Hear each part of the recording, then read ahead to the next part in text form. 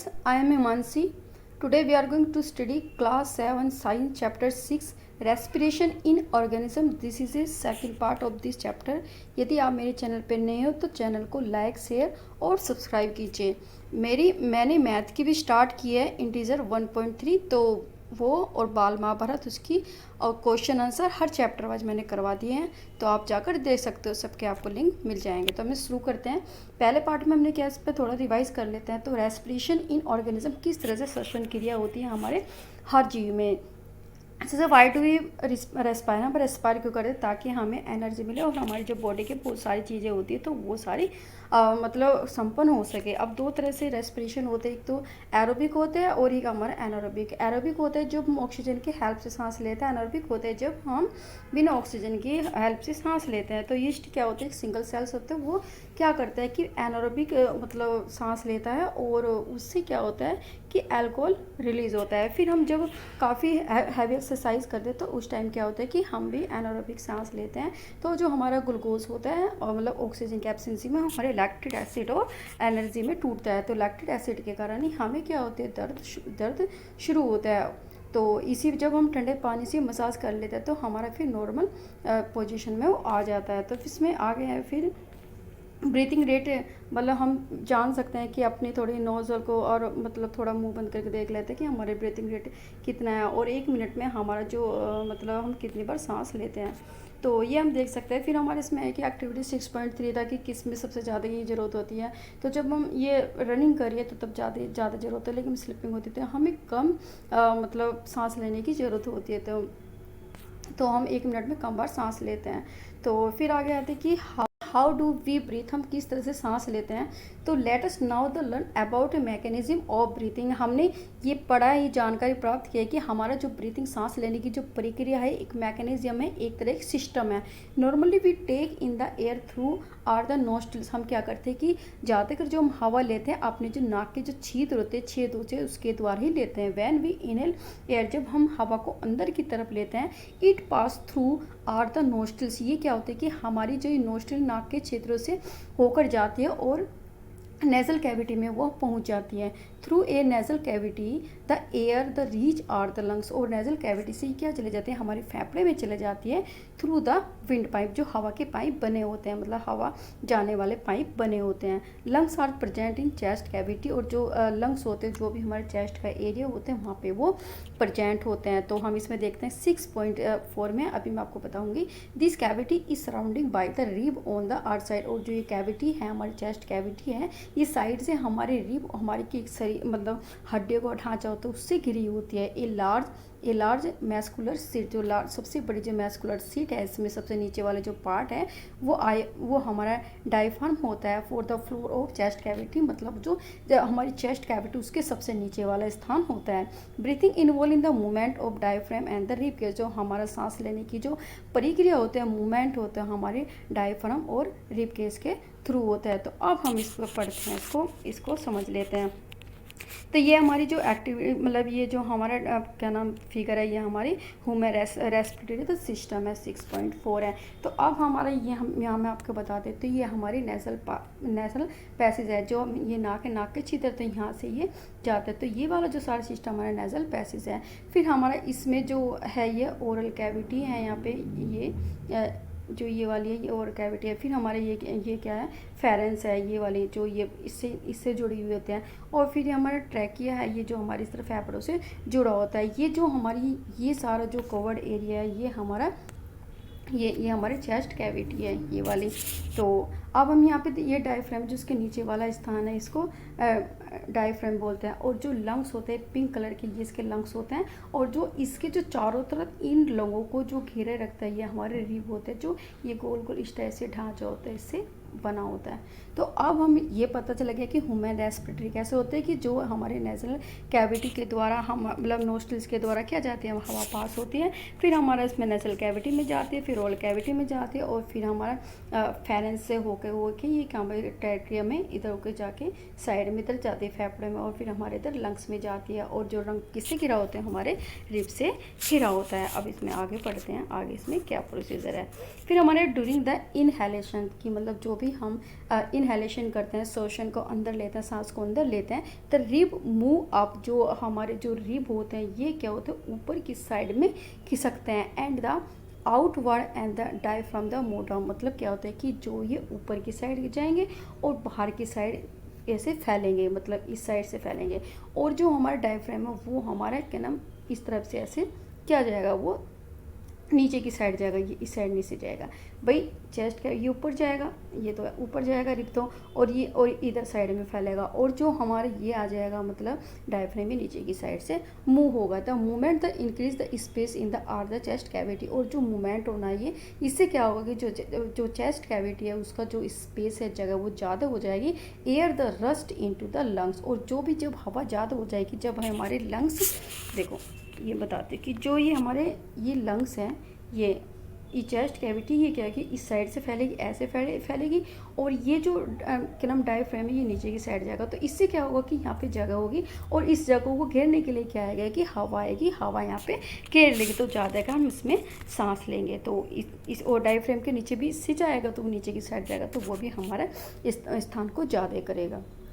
तो I hope ये आपको समझ आ गया होगा। फिर हमारा इसमें है कि the moment the increase the space in the are chest cavity, जो मूवमेंट होगा हमारे जो स्पेस बढ़ जाएगा, and the rushes into the lungs, और क्या हो जाएगा हवा वहाँ पे भर जाएगी। The lungs get the fill with air, और जो लंग्स होते हैं हमारे जो मतलब ये फेफड़े होते हैं वो हवा से भर जाएंगे। ड्यूरिंग द इनहेलेशन, जो इनहेलेशन में क्या होगा कि जब हम सांस को छोड़ेंगे तो रिब मूव डाउन, जो रिब होंगे वो जो ये मतलब घंटे वो ढांचा वो हमारा नीचे की साइड जाएगा, इनवर्ट और अंदर की साइड सिकुड़ जाएगा।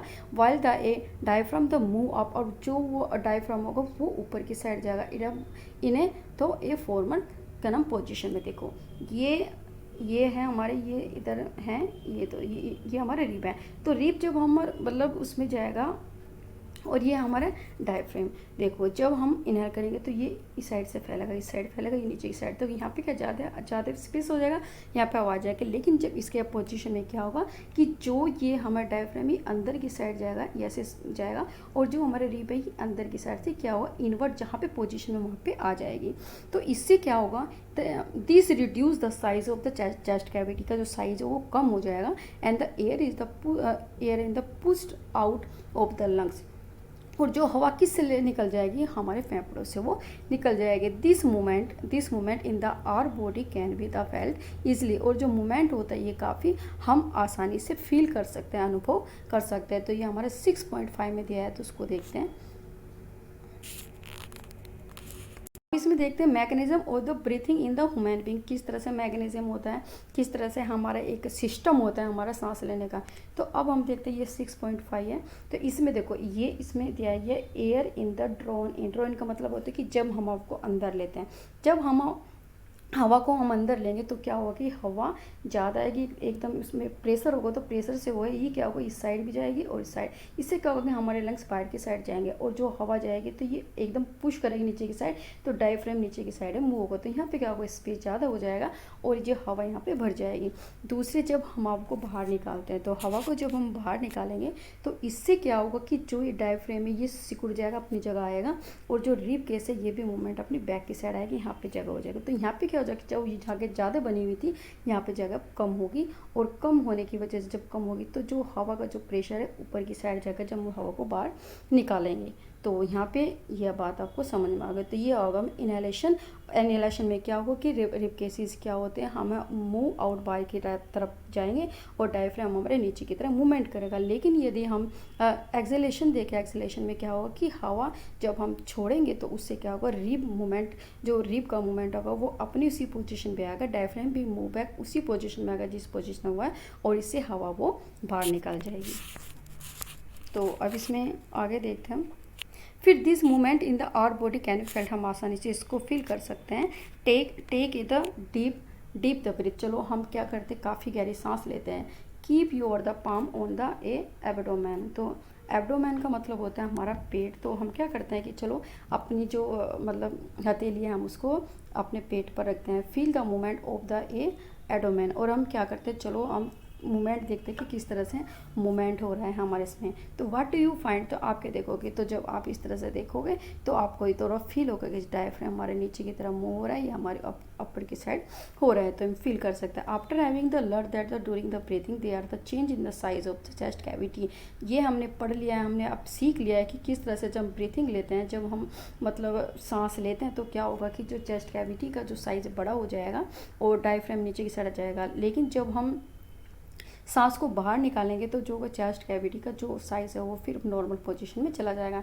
Children got in the involve in the chest expansion the competition, जो चिल्ड्रन ने इन एक्टिविटीज़ को देखने के लिए क्या किया, अपना एक कंपटीशन को एस्टेब्लिश किया और उसमें देखा कि एवरीवन तो ये बोस्टिंग दैट द शी, कि किस तरह से वो अपनी जो किस तरह से बढ़ाएंगे अपनी जो मतलब छाती को कितना वो फैला सकते हैं। तो इन्होंने एक कंपटीशन रखा और जो भी सबसे ज़्यादा रहेगा कि कौन सबसे ज़्यादा बुशिंग कर सकता है, कितना ज़्यादा उसको फुला सकता है अपने इसको चेस्ट कैविटी को ज़्यादा। How about in the during this activity in the class with your classmate, और ये क्या कि हम किस तरह से जो एक्टिविटीज है ये क्या कर सकते हैं अपने क्लासमेट के साथ कर सकते हैं। अब हमारे इसमें एक बॉक्सेज है smoking the damage lung, smoking तो होता है कि जो भी हम स्मोक करते हैं तो वो काफ़ी हमें नुकसान पहुंचा सकता है हमारे फेफड़े को।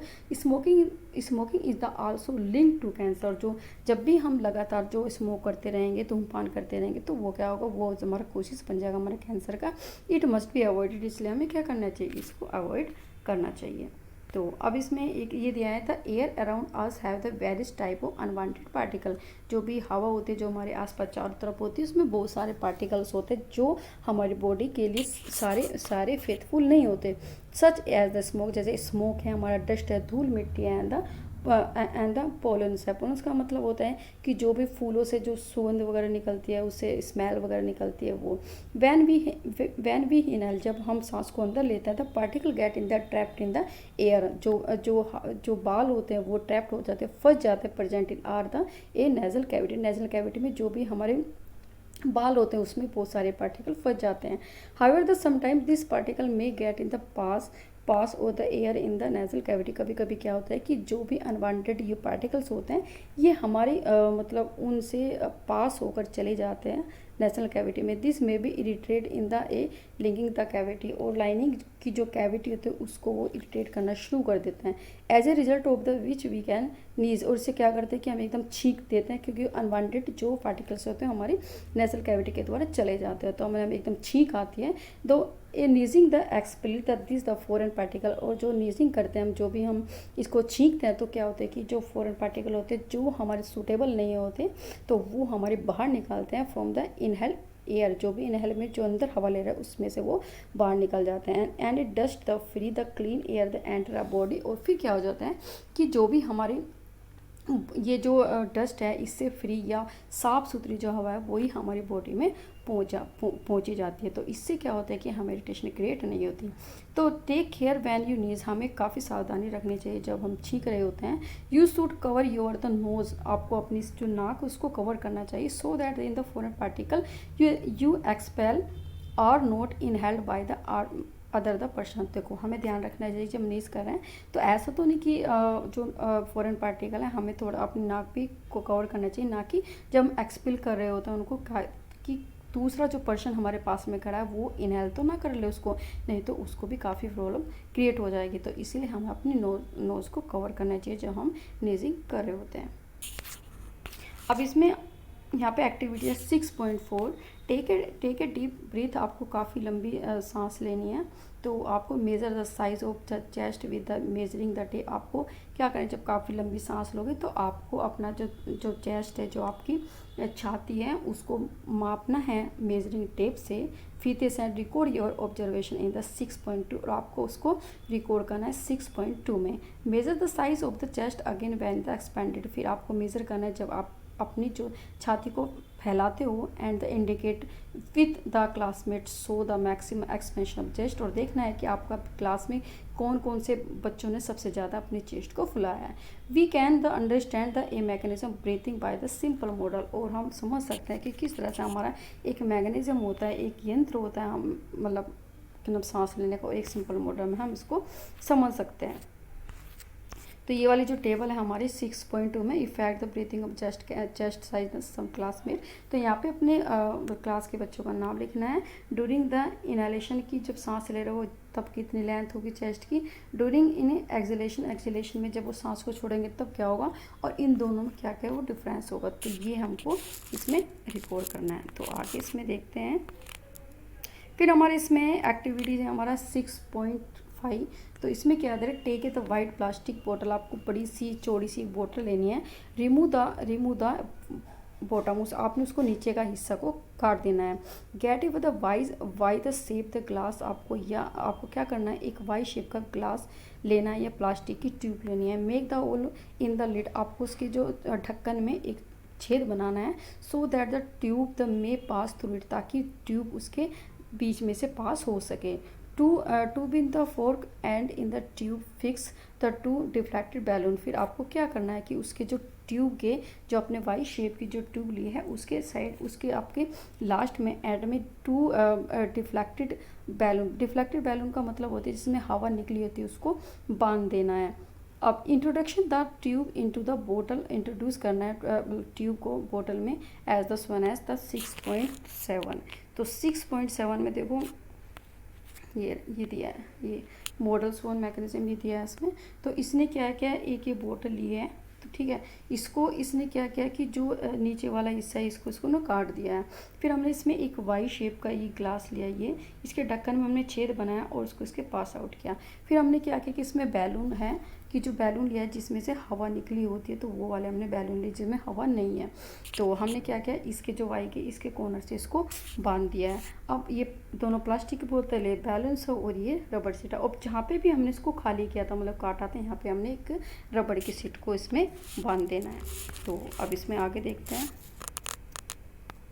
क्या करना है कि इसमें दिया है कि now the cap the bottle पे कैप लगा देनी है and seal it to be make in the air tight, और हमें क्या करना है उसको काफ़ी टाइट बांध देना है, सील कर देना है। To the open the base in the बोतल the tight in the thin रबड़, जो भी हमने बोतल का नीचे का बेस काटा था वहाँ पे आपको एक पतली सी रबड़ को या आपको प्लास्टिक की सीड है तो उसको जो लाल रबड़ को वहाँ पे इसको बांध देना है।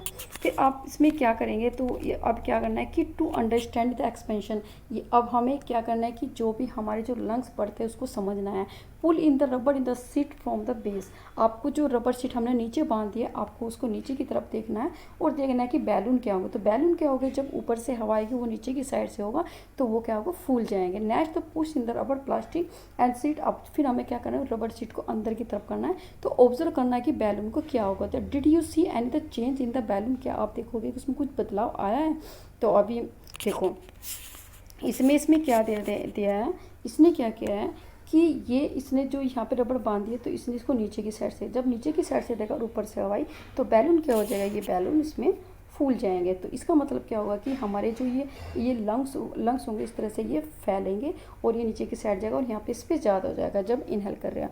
एक्सेल का मतलब होता है जब इस रबर सीट को अंदर की तरफ करेंगे तो जो ये हमारे इसमें जो हमने लंग्स की तरह शो गया तो इसमें से हवा बाहर निकल जाएगी। तो इस तरह से इसमें चेंज आया है कि इससे क्या होगा, ये रिड्यूस होगा यहाँ का स्पेस और इससे क्या होगा यहाँ पे इंक्रीज होगा। तो हमें अब इसका मैकेनिज्म पता चल गया जो कि हम ब्रीथिंग का है।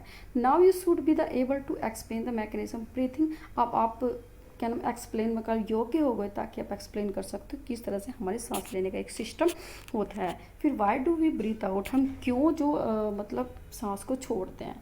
तो ये एक्टिविटीज है, इसमें दिया है टेक ए, आपको टेक ए सिलेंडर, आपको सिलेंडर लेना है and clean the test tube in the glass plastic bottle, आपको एक सिलेंडर लेना है और एक एक साफ सी टेस्ट ट्यूब लेनी है और या फिर एक ग्लास लेना है, प्लास्टिक की बोतल लेनी है। Make a hole in the lid, आपको उसकी जो ऊपर वाले में उसमें ढक्कन में एक छेद बनाना है and the fix it the bottle पे इसको फिक्स कर देना है। और the sum the fresh the prepared lime water, आपने क्या करना है कि उसमें थोड़ा सा उसमें पोर डालना है थोड़ा सा लाइम वाटर, जो चूने का पानी कैसा होता है कि जो भी हमारा चूना होता है जब पानी को मिक्स कर देते हैं तो थोड़ी देर रखने के बाद तो चूना नीचे बैठ जाता है, जो ऊपर वाला जो पानी हम दूसरे कंटेनर में डालते हैं तो वो हमारा लाइम वाटर होता है जो हमने पहले वाले चैप्टर में पढ़ा था। तो इन द टेस्ट ट्यूब में इंसर्ट ए प्लास्टिक स्ट्रॉ, फिर आपको उसमें एक प्लास्टिक स्ट्रॉ जो भी आपको जिससे भी हम देखो ये वाला जो फिर हमने एक में स्ट्रो डालनी है जिसे हम नारियल का पानी वगैरह पीते हैं। अब आप देखो कि क्या होगा जब स्ट्रो को, तो ये लाइम वाटर में, तो जब भी हम स्ट्रो के द्वारा ऐसे इसमें से सांस छोड़ेंगे तो क्या निकलेगा, हमारे कार्बन डाइऑक्साइड निकलेगा। और डाइऑक्साइड लाइम वाटर में मिलकर क्या बन जाएगा, वो मिल्की में बन जाएगा। जैसे हमने पहले चैप्टर में एक्टिविटीज कही थी कि लाइम वाटर में जब हम मतलब कार्बन डाइऑक्साइड को पास करते हैं तो वो किस में बन जाए, मिल्की वे में बन जाता है, दूध जैसा वो बन जाता है। तो अब इसमें तो अब इसमें हमने ये बताया फिर हमारा कि breathe for the better life, कि जो सांस लेना क्यों है हमारे जीवन के लिए अच्छा। Regular traditional the breathing the exercise, जब हम प्राणायाम करते हैं रेगुलर में तो हमारा एक एक्सरसाइज की प्राणायाम के द्वारा can increase the capacity of lung to take in the more air, की जब हम प्राणायाम करते हैं तो उससे क्या हो जाता है, हमारी जो क्षमता होती है लंग्स में हवा लेने की ज़्यादा बढ़ जाती है। The more oxygen can be the supply to the body, और ज़्यादा अगर जो ऑक्सीजन होती है हमारी बॉडी में सप्लाई होती है, and the cell resulting in the release in the more energy, और जब हमारे ऑक्सीजन ज़्यादा होगी तो क्या होगा, हमें ज़्यादा एनर्जी रिलीज़ होगी हमारी बॉडी में, ताकि हम अपने जो बॉडी की जो सिस्टम है, बॉडी के जो कार्य है उसको आसानी से कर सकें। फिर हमारे इसमें है कि the percentage of the oxygen the carbon dioxide in the inhale in the exhale, कि जो एक्सेल करते हैं, इनहेल करते हैं तो उसमें कितनी परसेंटेज होती है। ऐसा होता नहीं कि सारी ऑक्सीजन उसमें दूसरी तरह की भी गैसें होती है। जब इनहेल करते हैं तो उसमें 21% ऑक्सीजन होती है जो हमारे लंग्स में जाती है, और 0.04% हमारी कार्बन डाइऑक्साइड जाती है। लेकिन जब एक्सेल करते हैं, सांस को छोड़ते हैं, तो 16.4% ऑक्सीजन होती है उसमें, और 4.4% कार्बन डाइऑक्साइड होती है। तो हमने इसमें देखा कि जब इनहेल कर रहे होते हैं तो ज़्यादा ऑक्सीजन होती है, और जब एक्सेल करते हैं तो उसमें कार्बन डाइऑक्साइड की मात्रा वो ज़्यादा होती है। तो अब इसमें करते हैं कि breathing in the other animal, की दूसरा हमने ये देख लिया ह्यूमन बॉडी में किस तरह से ब्रीथिंग होती है। तो हम देखते हैं कि जो दूसरे एनिमल होते हैं उनमें किस तरह से ब्रीथिंग हो रही है। एनिमल सच एज एलिफेंट, की जैसे हमारा जानवर है, हमारा एलिफेंट हाथी है, लॉयन है, हमारा शेर है, काउस है, हमारी गाय है, गोट बकरी है, फोर्ग है, हमारे मेंढक है, या फिर लिजर्ड छिपकली स्नैक है, बर्ड्स है, have the lungs in the their in the chest cavity like the human being, कि इनमें सब में क्या होती है, लंग चेस्ट कैविटी होती है, और उनमें क्या होती है, लंग्स होते हैं जैसे ह्यूमन बॉडी में होती है। How do other organism breathe, क्या दूसरे की जो ऑर्गेनिज्म क्या वो भी सांस लेते हैं, हाँ वो भी सांस लेते हैं। Do the they also have the lungs like the those the human being, क्या उनके पास भी ह्यूमन के जैसे ही लंग्स होते हैं, फेफड़े होते हैं। तो लेटेस्ट फाइंड आउट, चलो हम इसके बारे में अध्ययन करते हैं। तो कॉकरोच क्या होता है, cockroach has the small opening on the side of this body, कि जो कॉकरोच होते हैं इसकी जो छोटे छोटे ओपनिंग होती है, मतलब उसमें छेद होता है उसकी साइड जो बॉडी में।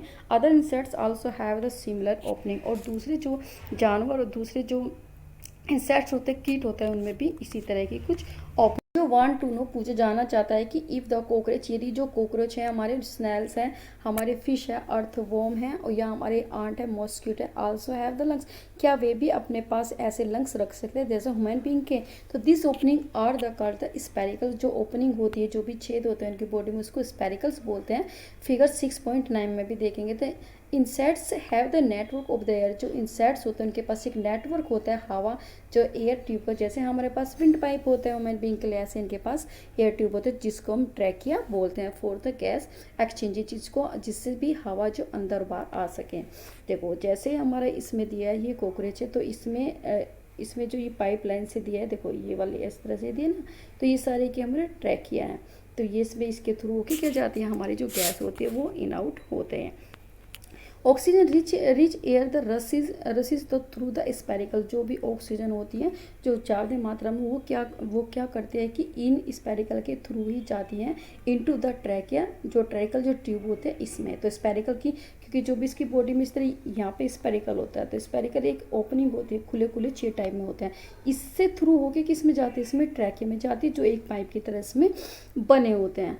तो इसमें trachea tube and the diffuse into the body tissues, और फिर क्या कर सकती है कि जो भी हवा होती है, जो बॉडी के टिश्यूज़ होते हैं, टिश्यू के सेल्स होते हैं, उसमें उसको छोड़ देना। डिफ्यूज़ का मतलब छोड़ देना। And the reach every the cell of the body, और फिर जो छोटे छोटे हमारी जो इनके कॉकरोच वगैरह की बॉडी के जो पार्ट होगा उसमें सब में वो चली जाएगी हवा। Similarly the carbon dioxide from the cells, दो सेल्स हैं got into the trachea tube, और जो भी सेल्स होगा, सेल से जो भी कार्बन डाइऑक्साइड जब वो छोड़ेंगे तो वो पहले सेल्स में जाएगी, फिर ट्रैकिया में जाएगी, और ट्रैक के बाद स्पेरिकल के बाहर वो निकल जाएगी। तो trachea tube and the move out from spiracle के तो निकल जाएगा। This air the tube and the trachea are found only the insect, जो ट्रैके होते हैं इस ओनली केवल इंसेक्ट्स में होती है, कीट में होती है, note in the any other the group animal, ना कि दूसरे तरह के जो जानवर उनमें। तो स्पेरिकल किस में होते हैं, इनमें कॉकरोच में होते हैं, किस में जो इंसेक्ट्स वगैरह होते हैं इनमें।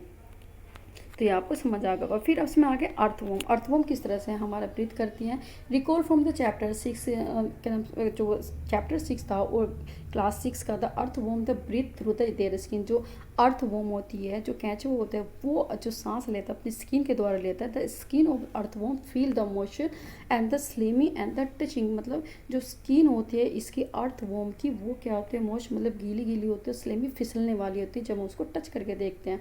The gases can be easily the pass through them, और जो गैस होती है, जो भी ऑक्सीजन या फिर मतलब कार्बन डाइऑक्साइड इन आउट होते हैं, तो वो आसानी से उससे पास हो जाती है। Through the frog having the pair of the lungs the like the human being, जो फ्रॉग होता है मतलब मेढक होता है, उसके पास ह्यूमन बीइंग की तरह ही फेफड़े होते हैं, लंग्स होते हैं। They can also the breathe through their skin, और वो भी अपनी स्किन से, वो फेफड़े से ले सकता है और वो अपनी स्किन से भी सांस ले सकता है, उसके पास दो कैपेसिटी होती है। Which is a moisture and slippery, क्योंकि जो स्किन होती है मॉइस्चर गीली और वो भी स्लीपी होती है, चिकनी टाइप में होती है, तो वो इस तरह से दोनों सांस लेते हैं। वो जो has been in the television the program that in the whales and the dolphin also the come out from the water surface, की जो पूजों ने देखा है कि टेलीविजन प्रोग्राम में कि जो वेल्स होती है, डॉल्फिन्स होती है, वो बाहर निकलती है सांस लेने के लिए वाटर के सरफेस से। They even the release a fountain in the water sometime what the moving upward, वो क्या करती है कि वो क्या जो फाउंटेन होता है ऊपर की साइड जाती है, क्या वो उस टाइम ऊपर की जाती है तो वाइट होते हैं, मतलब जो ऊपर की सांस ऊपर जाती है तो क्यों आती है, जो वेल डॉल्फिन वो सांस लेने के लिए आते हैं ऑक्सीजन में, क्योंकि जब उनको जो भी पानी में घुली ऑक्सीजन है उससे उनकी कंप्लीट नहीं होती, तो वो क्या होती है बाहर ऊपर की साइड जाके वो सांस लेने के लिए वो आती है।